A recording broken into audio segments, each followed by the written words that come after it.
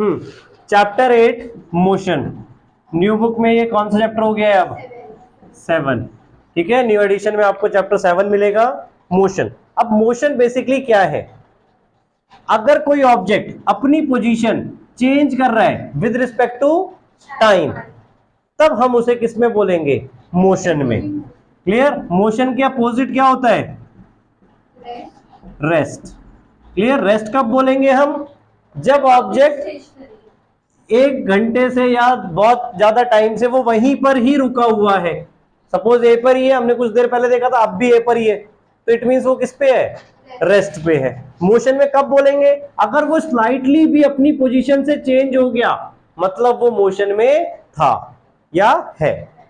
Clear? अगर continuously अपनी position change करता जा रहा है तो वो मोशन में है, अगर दूसरी पोजीशन पे आके रुक गया है तो मोशन में था। अब हम सब मोशन में या रेस्ट में, ये बताओ?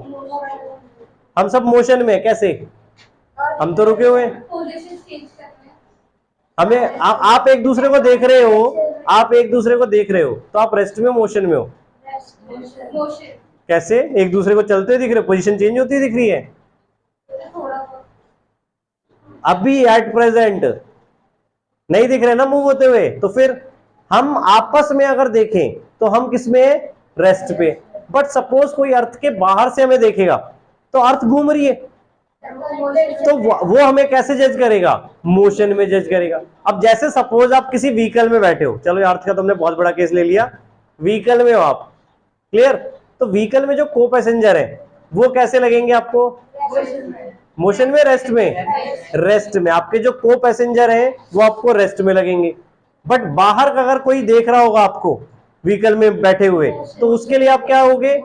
मोशन। पर ये व्हीकल चलता हुआ भी होना चाहिए, तभी उसे लगोगे ना। ऐसे आप बैठे होते व्हीकल्स में तो आपको ट्रीज वगैरह लगते पीछे जा रहे हैं, बट एक्चुअल में हम आगे जा रहे हैं, यानी हम मोशन में, ट्रीज तो रेस्ट पे हैं। क्लियर? तो मोशन और रेस्ट क्या है?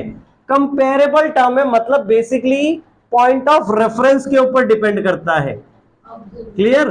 कि आप किस पॉइंट से देख रहे हो। अगर हम जैसे आपस में देख रहे थे तो हम अभी रेस्ट पर है अर्थ पे, बट कोई अर्थ के बाहर से देख रहे तो उसके लिए मोशन में।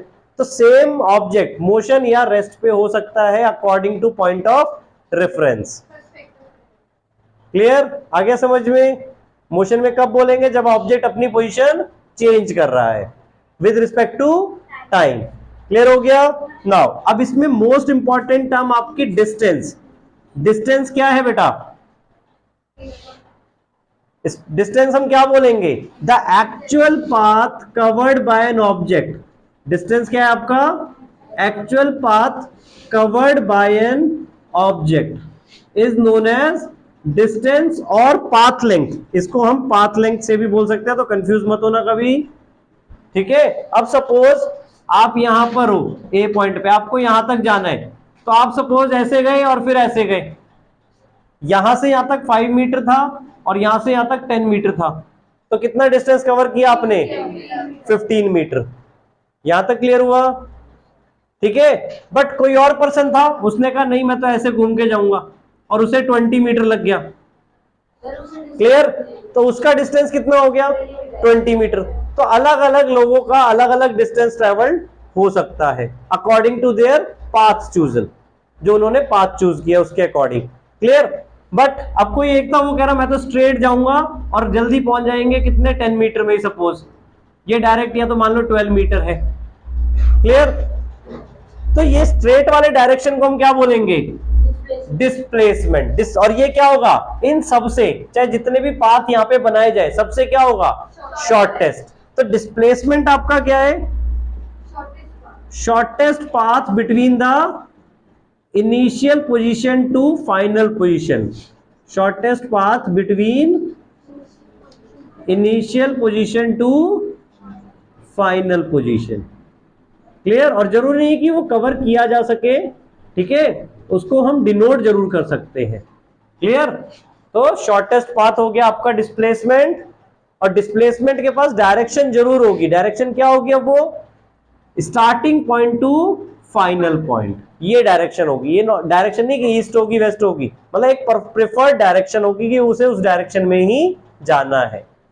क्लियर हुआ? अब डिस्टेंस और डिस्प्लेसमेंट दोनों देखिए आपने। अब डिस्टेंस के पास क्या है, सिर्फ मैग्नीट्यूड है। मैग्नीट्यूड मतलब अब जैसे आपको ये जो पर्सन जा रहा था उसने बताया कि मैंने 15 मीटर कवर किया, उसने आपको डायरेक्शन नहीं बताई। क्लियर? इसने कितना कवर किया पर्सन 2 ने? 20 मीटर, इसने भी आपको डायरेक्शन नहीं बताई। बट ये जो 12 मीटर था इसने आपको डायरेक्शन बताई कि मैं स्ट्रेट गया, मतलब जिस भी रास्ते पे गया स्ट्रेट टू बी पहुंचा मैं। क्लियर? तो इसमें डायरेक्शन गिवन हुई। तो डिस्टेंस में सिर्फ मैग्नीट्यूड है। मैग्नीट्यूड मतलब उसकी न्यूमेरिकल वैल्यू, जितना वो न्यूमेरिकली कवर किया उसने। क्लियर? और डिस्प्लेसमेंट में क्या आ गया? Magnitude as well as direction. Magnitude as well as direction. तो डिस्प्लेसमेंट कभी भी होगा तो उसमें दोनों चीजें होंगी, मैग्नीट्यूड और डायरेक्शन। क्लियर हुआ? अब ऐसी फिजिकल क्वांटिटीज जो जिसमें सिर्फ मैग्नीट्यूड होता है उसको हम स्केलर क्वांटिटीज बोलते हैं।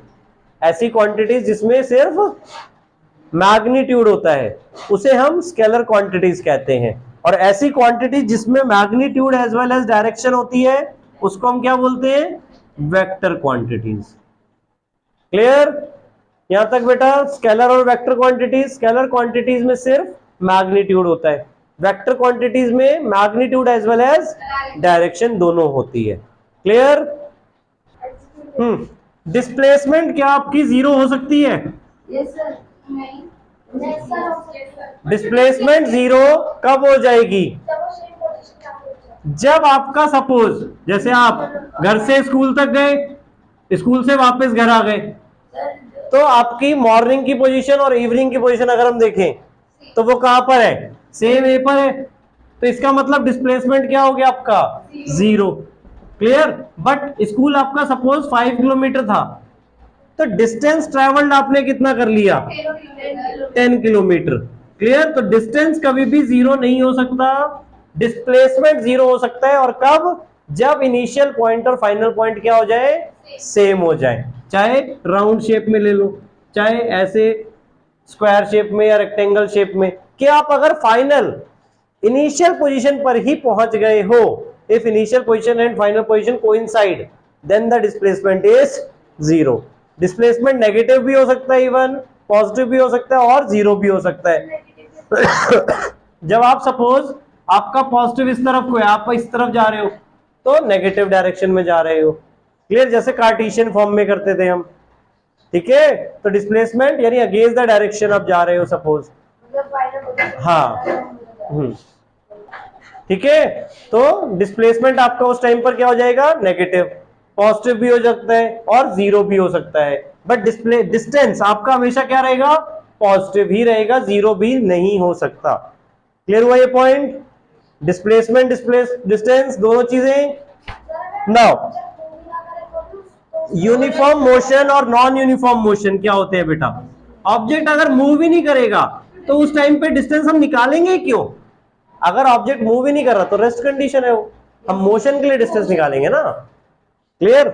नाउ यूनिफॉर्म मोशन क्या होता है? Uniform motion when an object covers equal distance, when an object covers equal distances in equal interval of time. Equal distances in equal interval of time, यानी कहने का मतलब क्या है कि सपोज आपने 2 सेकंड में 5 मीटर कवर किया, नेक्स्ट 2 सेकंड में फिर से 5 मीटर कवर किया, यानी एवरी 2 सेकंड में आप, यानी एक फिक्स टाइम इंटरवल में आप इक्वल डिस्टेंस कवर करते हुए जा रहे हो।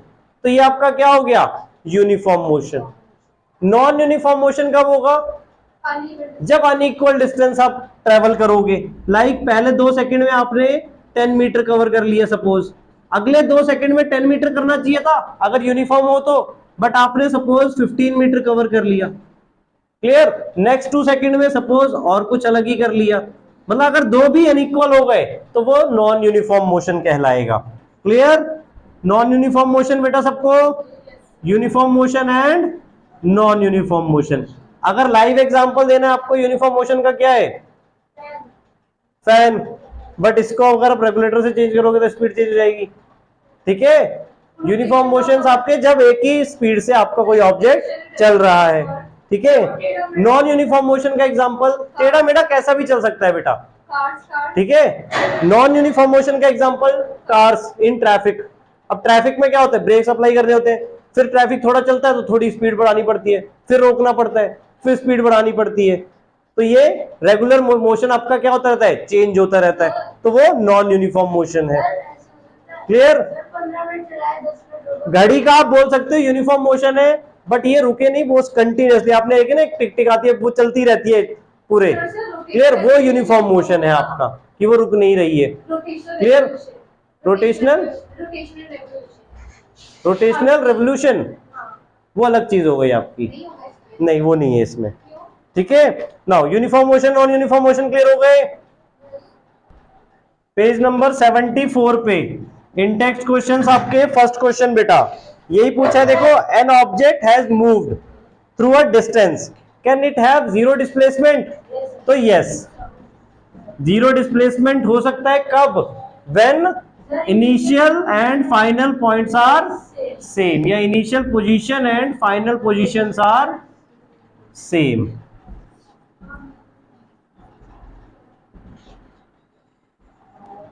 क्लियर बेटा।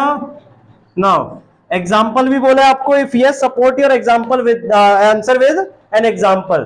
तो कौन सा एग्जाम्पल दे सकते हो, एक स्क्वायर सर्कल का दे सकते हो कि सर्कल में सपोज ए पॉइंट से स्टार्ट किया और वापस ए पे आ गया, an object start from point 1 and end up at same point A. Clear, then the displacement is zero. Clear, लिख लोगे इसे। Now, second question. A farmer moves along the boundary of a square field. बेटा अभी रुक जाओ, बाद में note कर लेना। A farmer moves along the boundary of a square field of a side 10 metre. अब आपको बोला है फार्मर है एक, वो चारों तरफ बाउंड्री जा रहा है। क्लियर, स्क्वायर फील्ड की जो साइड है वो 10 मीटर है। कितनी देर में जा रहे हैं, 40 सेकेंड। टाइम कितना लग रहा है, 40 सेकेंड। और कितना डिस्टेंस जा रहे हैं वो, अब ये सोचो वो अलोंग अ बाउंड्री बोला है, तो यानी वापस ए पर आ रहे हैं वो ऐसे जाके, तो पेरीमीटर कवर कर रहे हैं स्क्वायर का, 40 मीटर। तो कितना आ जाएगा 4 इंटू साइड यानी कि 40 मीटर। यहां तक क्लियर हो गया बेटा सबको, ठीक है। अब उन्होंने पूछा है what will be the magnitude of displacement of the farmer at the end of 2 minutes 20 seconds from his initial position। 2 minutes 20 second के बाद अब वो कहां पे होंगे और उसका क्या, उनका क्या डिस्प्लेसमेंट होगा। तो पहले तो हमें टाइम कितना दिया हुआ है, 2 मिनट्स 20 सेकेंड, तो इसको हम अगर सेकेंड्स में कन्वर्ट करें तो कितना आ जाएगा, 140। 2 मिनट में कितने सेकेंड्स होंगे, 120। 2 मिनट में कितने होंगे बेटा सेकेंड्स, 120 प्लस 20 कितना हो गया, 140 सेकेंड्स। यहां तक क्लियर हुआ, 140 सेकेंड्स। तो अब देखो पहले तो हम यहाँ पे क्या कर रहे हैं, स्पीड भी निकाल रहे हैं फार्मर की। क्या है, डिस्टेंस कितना है 40 मीटर और टाइम कितना है 40 सेकेंड। स्पीड का फॉर्मूला आप सबको पता है, क्या होता है, डिस्टेंस अपॉन टाइम। ये तो इवन पहले से ही पता था, अभी फर्दर हम आगे टॉपिक में पढ़ेंगे भी। तो डिस्टेंस कितना है 40 मीटर, वो कवर कर रहे हैं 40 सेकेंड्स में। क्लियर, तो स्पीड क्या आ जाएगी उनकी, 1 मीटर पर सेकेंड। स्पीड कितनी आ जाएगी, 1 मीटर पर सेकेंड। तो अब उन्हें 140 सेकेंड में कितना डिस्टेंस कवर करेंगे, डिस्टेंस कवर्ड इन 140 सेकेंड्स। तो कैसे करेंगे, distance equals to speed into time. Clear, speed into time, speed 1 थी, टाइम 140 सेकेंड्स है, सो कितना आ जाएगा 140 मीटर। अब 140 मीटर में, हाँ बेटा सारी चीजें लिख के दिखानी है ऐसे। ये 140 मीटर हो गया। अब 140 मीटर में वो कहां पे पहुंचेंगे, एक सर्कल में कितना, एक राउंड में कितना मीटर कवर कर रहे हैं वो, एक राउंड में 40 मीटर कवर कर रहे हैं। तो 140 मीटर जब वो डिस्टेंस कवर करेंगे तो हम पहले क्या कर रहे हैं, नंबर ऑफ राउंड्स निकाल रहे हैं बेटा, नंबर ऑफ राउंड्स वो कितना कवर कर लेंगे, 140 डिवाइड बाय 40 कितना आ जाएगा, 277/2 यानी कि 3.5 राउंड्स। यानी वो 3 राउंड तो कंप्लीट लगा चुके होंगे। और उसके बाद हाफ राउंड लगाएंगे, मतलब हाफ राउंड मतलब कहां पर होंगे, डायगनली अपोजिट यहां पे होंगे बेटा। आया समझ में? तो हमारा डिस्प्लेसमेंट क्या होगा, ए बी। डिस्प्लेसमेंट क्या होगा हमारा, ए बी। तो अब ए बी कैसे निकालेंगे हम, ए बी 10 मीटर कैसे है बेटा। अब ये क्या थी, स्क्वायर फील्ड थी। आप सबने पाइथागोरस थ्योरम की हुई है बेटा, यहां पे 90 डिग्री फॉर्म करेगा। तो ए बी इस ट्राइंगल का क्या है, ए बी क्या है, डायगोनल है या हाइपोटेन्यूज है ट्राइंगल की। क्लियर? तो ए बी निकालने के लिए हमें क्या करना पड़ेगा, बाकी दो साइड का स्क्वायर का सम करके उनका रूट निकालना पड़ेगा। इस पॉइंट को सपोज हमने सी दे दिया, तो ए सी, या पहले डिस्प्लेसमेंट ए सी लो बेटा, इस पॉइंट को बी दो, इसको सी दो, A B C D square था सपोज आपका, ठीक है। तो हमें क्या निकालना है, ए सी जो कि डायगोनल है स्क्वायर का और हाइपोटेन्यूज है ट्राइंगल का। याद है ना बेटा Pythagoras theorem, hypotenuse square equals to, हाँ, A C square plus A B square plus B C square. हमें ए सी निकालना है, इसलिए हम स्क्वायर को उधर ले जाके क्या कर देंगे, रूट कर देंगे। तो क्या आ जाएगा, root A B square plus B C square. और ए बी और बी सी दोनों की वैल्यू क्या है, 10 10। तो रूट 10 का स्क्वायर प्लस 10 का स्क्वायर क्या आ गया, 100 प्लस 100, 100 प्लस 100 200, रूट 200 और रूट 200 को सिंप्लीफाई करेंगे तो 10 रूट 2 मीटर आ जाएगा बेटा।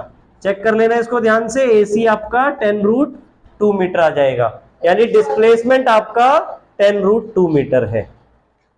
क्लियर? क्वेश्चन 3 में देखो क्या बोला हुआ है, which of the following is true for displacement. इनमें से क्या ट्रू है डिस्प्लेसमेंट के लिए, it can not be zero, तो ये क्या है, फॉल्स। फर्स्ट पार्ट तो आपका फॉल्स है, डिस्प्लेसमेंट जीरो हो सकता है, यानी इट कैन बी जीरो, जो हमने डिस्कस कर लिया है। कब होगा जीरो, जब initial and final point same हो जाएंगे। Second, it's magnitude is greater than the distance travelled by the object. Displacement जो है, अब ध्यान से देखो, ये हमने डिस्कस भी नहीं किया, देखो डिस्टेंस और डिस्प्लेसमेंट, तो डिस्टेंस और डिस्प्लेसमेंट में से हमेशा डिस्टेंस ही बड़ा होगा या इक्वल हो सकता है डिस्प्लेसमेंट के। डिस्प्लेसमेंट हमने डेफिनेशन में किया था, that is shortest path. Clear? तो डिस्टेंस कभी भी उससे छोटा नहीं हो सकता है। क्लियर? तो डिस्प्लेसमेंट क्या बोला है, डिस्प्लेसमेंट हमेशा ग्रेटर होगा,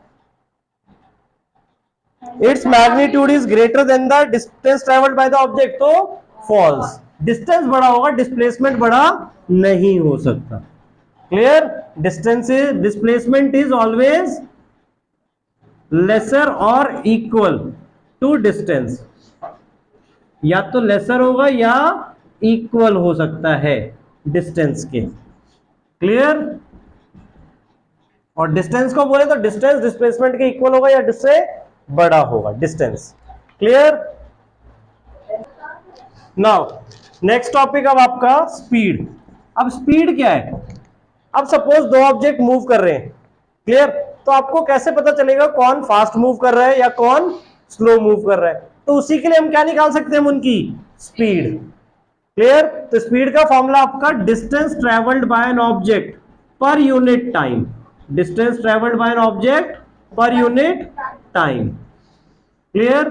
कि कितने टाइम में वो कितना डिस्टेंस ट्रेवल कर रहा है, उसके बेसिस पे आपको उनकी स्पीड पता चल जाएगी, और जिसकी ज्यादा स्पीड होगी वो ज्यादा डिस्टेंस कवर करेगा विद रिस्पेक्ट टू टाइम में। क्लियर हुआ? स्पीड आपका, स्पीड की ऐसा यूनिट क्या होती है, मीटर पर सेकेंड। और डिस्टेंस और डिस्प्लेसमेंट की इवन हमने ऐसा यूनिट नहीं करी, वो क्या होती है, डिस्टेंस और डिस्प्लेसमेंट की, डिस्टेंस और डिस्प्लेसमेंट की बेटा मीटर। डिस्टेंस और डिस्प्लेसमेंट दोनों की सेम होती है।